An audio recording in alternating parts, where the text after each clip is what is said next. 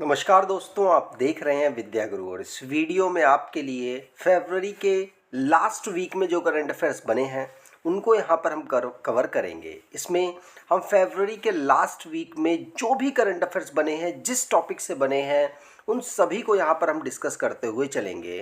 किस टाइप के अंदर क्वेश्चंस आपसे डिस्कस होंगे, तो यहाँ पर मैंने कुछ हेडिंग लिखी हुई है, जैसे कि ब्रिक्स समिट 2025 में किस देश में ऑर्गेनाइज होगा, और दिल्ली में अभी इलेक्शन हुआ तो दिल्ली में कौन नया चीफ मिनिस्टर बना। Global investor summit Madhya Pradesh में अभी ऑर्गेनाइज हुआ है। मध्य प्रदेश में इन्वेस्टर्स को अट्रैक्ट करने के लिए इसे ऑर्गेनाइज कराया गया। कहाँ पर इसे ऑर्गेनाइज कराया गया? मध्य प्रदेश में। और वन मैन ऑफिस इनिशिएटिव को अभी किसने स्टार्ट किया? और ऑल इंडिया ट्रांसजेंडर्स कॉन्फ्रेंस 2025 की कहाँ पर ऑर्गेनाइज हुई? और लास्ट में हम इम्पॉर्टेंट डेज को डिस्कस करते हुए चलेंगे। तो उम्मीद करूँगा वीडियो आपको अच्छी लगेगी। वीडियो अच्छी लगे तो आपसे अनुरोध करूँगा वीडियो को लाइक कर दीजिएगा, चैनल को सब्सक्राइब कर लीजिएगा और अपने कुछ दोस्तों तक वीडियो को शेयर ज़रूर कीजिएगा। तो चलिए स्टार्ट करते हैं पहले क्वेश्चन से। पहला क्वेश्चन है कि ब्रिक्स समिट 2025 किसके द्वारा होस्ट की जाएगी? तो ब्रिक्स समिट इसे ब्राज़ील में होस्ट किया जाएगा। ब्राज़ील का एक शहर है Rio de Janeiro. Rio de Janeiro में इसको होस्ट किया जाएगा जुलाई के मंथ में। ब्रिक्स की बात करें तो ब्रिक्स में इस समय पर फुल मेंबर 11 हैं, जिनमें जो आप ब्रिक्स देख पा रहे होंगे 5 तो यही देश है। ब्रिक्स का मतलब है बी मतलब ब्राज़ील, आर मतलब रशिया, आई मतलब इंडिया, सी मतलब चाइना और एस मतलब साउथ अफ्रीका। लेकिन बाकी जो 6 देश हैं वो कौन से हैं? तो वो है Saudi Arabia, Egypt, UAE, Ethiopia, Iran और इंडोनेशिया। ये जो 6 देश हैं ये पिछले साल 2024 में ही ब्रिक्स के मेंबर बने थे। 5 मेंबर 2009 के बाद से बन चुके थे। 2006 में 4 मेंबर थे, फिर 2009 में 5 हो गए। इस प्रकार से इसका डेवलपमेंट 11 मेंबर तक हुआ है। तो ब्रिक्स ये एशिया के बड़े बड़े देश, जिसमें से रशिया, चाइना और इंडिया यहाँ पर शामिल है, और साउथ अफ्रीका ये अफ्रीकन देश है। ये सारे देश मिलकर एक संगठन बनाते हैं जो कि मिलकर किस प्रकार से आगे बढ़ा जाए। और यूरोप का जो अस्तित्व है, जो यूरोप जिस प्रकार से डोमिनेट कर रहा है उसको किस प्रकार से टैकल किया जाए, ये एक संगठन का मेन लक्ष्य है। और इनके द्वारा 2014 में अपना एक बैंक भी डेवलप किया गया, जिसको न्यू डेवलपमेंट बैंक कहते हैं। एनडीबी 2014 में इसे डेवलप किया गया था। और इसको कब कहाँ पर इस बार इसका कॉन्फ्रेंस होगा, इसकी समिट होगी? तो इसकी समिट जुलाई के मंथ में ब्राज़ील में कराई जाएगी। ठीक, अगला क्वेश्चन। अमेरिका के बाद UNHRC United nation human right council से विड्रॉ करने वाला कौन सा दूसरा देश बन गया है अमेरिका के बाद? तो अमेरिका के बाद इससे हटने वाला एक देश इजराइल बन चुका है। यूनाइटेड स्टेट ने 2024 में ही विड्रॉ करने का अनाउंसमेंट कर दिया था। लेकिन अब इजराइल के जो फॉरेन मिनिस्टर हैं गिडियोन, इनके द्वारा अनाउंस किया गया कि वो भी अब यूएनएचआरसी से विड्रॉ कर रहे हैं। ठीक, अगला क्वेश्चन। अभी किस राज्य में ट्रांसलेशन सिस्टम उसकी लेजिस्लेटिव असेंबली में इंट्रोड्यूस किया गया है? ये जो ट्रांसलेशन सिस्टम क्या होता है? जिस प्रकार से लोकसभा में अगर आप कोई और लैंग्वेज बोलते हैं और किसी अन्य सांसद को वो लैंग्वेज नहीं समझ आती, तो वो अपना ट्रांसलेशन सिस्टम मतलब लैंग्वेज को बदलने वाला सिस्टम अब उसका यूज़ करता है और अपनी भाषा में उस लैंग्वेज को सुन सकता है। तो उसी प्रकार से उत्तर प्रदेश में अभी ट्रांसलेशन फैसिलिटी यहाँ पर प्रोवाइड कराई गई है, लेजिस्लेटिव असेंबली में। तो किन किन भाषाओं का ट्रांसलेशन सिस्टम यहाँ पर अवेलेबल होगा?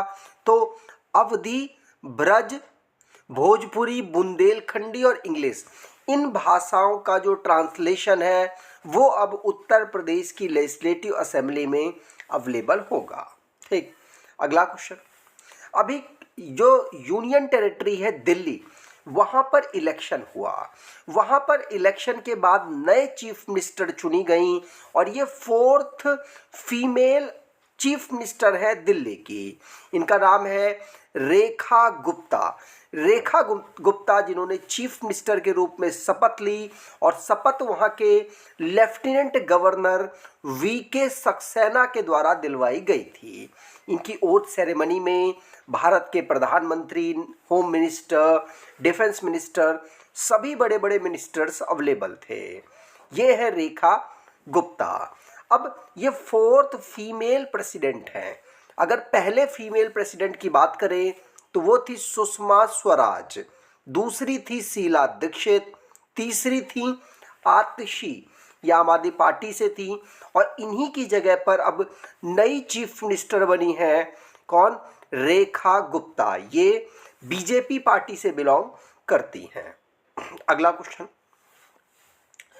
क्वेश्चन है कि किस राज्य व यूनियन टेरिटरी ने अभी टॉप पोजीशन हासिल की है 38 नेशनल गेम्स में? तो 38 नेशनल गेम्स ये उत्तराखंड में ऑर्गेनाइज कराए जा रहे थे, जिनमें टॉप पोजीशन सर्विसेज के द्वारा हासिल की गई है। सर्विसेज ये उस संगठन को कह सकते हैं जिनकी सर्विसेज में रहते हुए प्लेयर्स पार्टिसिपेट करते हैं, जैसे नेवी हो गया, आर्मी हो गया और जो हमारे एयरफोर्स हो गई। इनके जो प्लेयर्स हैं वो इसमें पार्टिसिपेट करते हैं। तो सर्विसेज जिसने अभी 38 नेशनल गेम्स में टॉप पोजीशन हासिल की है।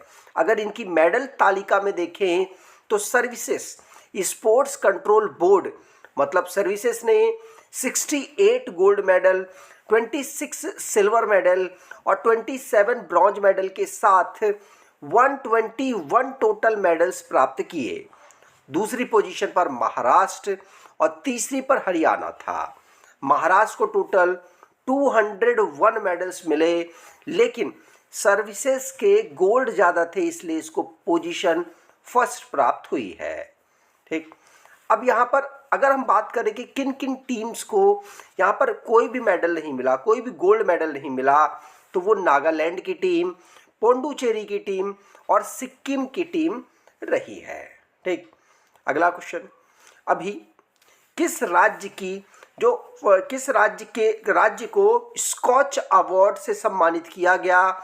उनका जो स्टेट फॉरेस्ट मैनेजमेंट प्रोजेक्ट है उसके लिए।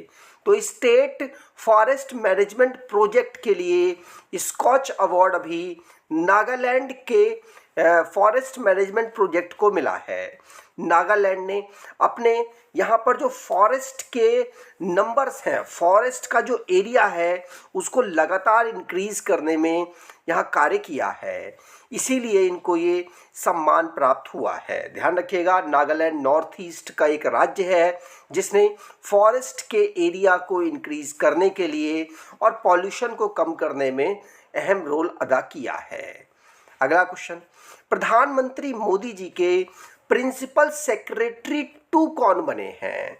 प्रिंसिपल सेक्रेटरी 2 ये शक्तिकांत दास जी बने हैं। इनका नाम आप जानते होंगे। ये 25th भारत की आरबीआई के गवर्नर रहे। अब ये भारत के प्रधानमंत्री मोदी जी के प्रिंसिपल सेक्रेटरी 2 की पोजीशन पर कार्य करेंगे। ठीक, अगला question, global investor summit Madhya Pradesh का कहाँ पर ऑर्गेनाइज कराया गया है? तो ग्लोबल इन्वेस्टर समिट ये भोपाल में ऑर्गेनाइज कराया गया। ग्लोबली इन्वेस्टर्स को अट्रैक्ट करने के लिए मध्य प्रदेश में इसे ऑर्गेनाइज कराया गया। इसमें मध्य प्रदेश किस प्रकार से बेहतर जगह है इन्वेस्ट के लिए, यहाँ पर प्रदर्शित किया गया है, जिससे कि इन्वेस्टर यहाँ पर अट्रैक्ट हो पाए। अगला क्वेश्चन, अगला क्वेश्चन है, और भारत के प्रधानमंत्री जी के द्वारा इसको इनॉग्रेट किया गया। अगला क्वेश्चन है, भारत के प्रधानमंत्री ने नेशनल डे सेलिब्रेशन अभी किस देश में, उनके यहाँ के नेशनल डे सेलिब्रेशन में गेस्ट ऑफ ऑनर के रूप में पार्टिसिपेट करेंगे। तो अभी मॉरिशस ने भारत के प्रधानमंत्री को इनवाइट किया है कि वो जो उनके यहाँ का नेशनल डे सेलिब्रेशन है वहाँ पर वो चीफ गेस्ट के रूप में आए। और मॉरिशस का नेशनल डे हम ऑब्ज़र्व कब करते हैं, तो 12 मार्च को ऑब्ज़र्व करते हैं, क्योंकि 12 मार्च को 1968 में ब्रिटिश रूल से इंडिपेंडेंट हुआ था मॉरिशस, इसीलिए 12 मार्च को अपने नेशनल डे के रूप में मनाता है, ऑब्ज़र्व करता है। और भारत के प्रधानमंत्री यहाँ पर चीफ गेस्ट के रूप में इस साल जाने वाले हैं। अगला क्वेश्चन, अभी उत्तर प्रदेश का बजट आया। उत्तर प्रदेश का 20 फरवरी को बजट प्रेजेंट किया गया फाइनेंशियल ईयर 2025-26 के लिए। फाइनेंशियल ईयर अप्रैल से शुरू होता है और अगले साल मार्च तक ख़त्म हो जाता है। तो उत्तर प्रदेश का जो बजट था इसका टारगेट कितना सेट किया गया, तो 8.08 लाख करोड़ का यहाँ सेट किया गया। और अभी तक का हिस्ट्री में सबसे बड़ा उत्तर प्रदेश का ये बजट है। यहाँ के फाइनेंस मिनिस्टर कौन है, सुरेश खन्ना, जिनके द्वारा बजट को प्रेजेंट किया गया है। अगला क्वेश्चन है, वन मैन ऑफिस इनिशिएटिव को अभी किसके द्वारा लॉन्च किया गया है, तो वन मैन ऑफिस इनिशिएटिव को अभी LIC life insurance corporation of India के द्वारा यहाँ पर लॉन्च किया गया। क्यों लॉन्च किया गया, जिससे कि जो सेल्स है, जो इनके कस्टमर्स है, जो उनको regular 24/7 digital services uninterrupted provide कराई जा सके। जो उनके पॉलिसी होल्डर्स हैं, उनको जो प्रॉब्लम होती है वो 24/7 इस अपनी प्रॉब्लम को सॉर्ट आउट करा सके, और एक आदमी वर्क फ्रॉम होम करके वन मैन ऑफिस बना सके और LIC के जो भी पॉलिसीज़ हैं उनको बेच सके और साथ साथ सुविधाएं प्रोवाइड करा सके। इसीलिए इस इनिशिएटिव को, इस ऑनलाइन सर्विसेज को LIC ने अभी लॉन्च किया है। LIC की बात करें तो 1956 में इसे फाउंड किया गया था। सिद्धार्थ मोहंती इसके चेयर पर्सन है। हेडक्वार्टर इसका मुंबई महाराष्ट्र में है। अगला क्वेश्चन, पूषा कृषि विज्ञान मेला 2025 कहाँ पर ऑर्गेनाइज किया गया, तो पूषा कृषि विज्ञान मेला ये नई दिल्ली में ऑर्गेनाइज कराया गया है। ये हमारे जो इस समय पर एग्रीकल्चर एंड फार्मर वेलफेयर के मिनिस्टर हैं शिवराज सिंह चौहान, इनके द्वारा इसे इनके उपस्थिति में इस मेले को ऑर्गेनाइज कराया गया नई दिल्ली में।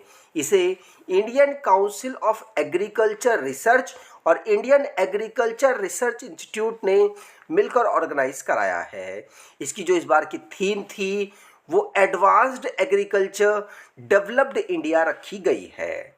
आगे बात करें, अगला क्वेश्चन है, किस राज्य में हाईएस्ट नंबर बर्ड स्पीसीज के अभी ऑब्जर्व किए गए, और ये बर्ड स्पीसीज है ग्रेट बैकयार्ड बर्ड काउंट।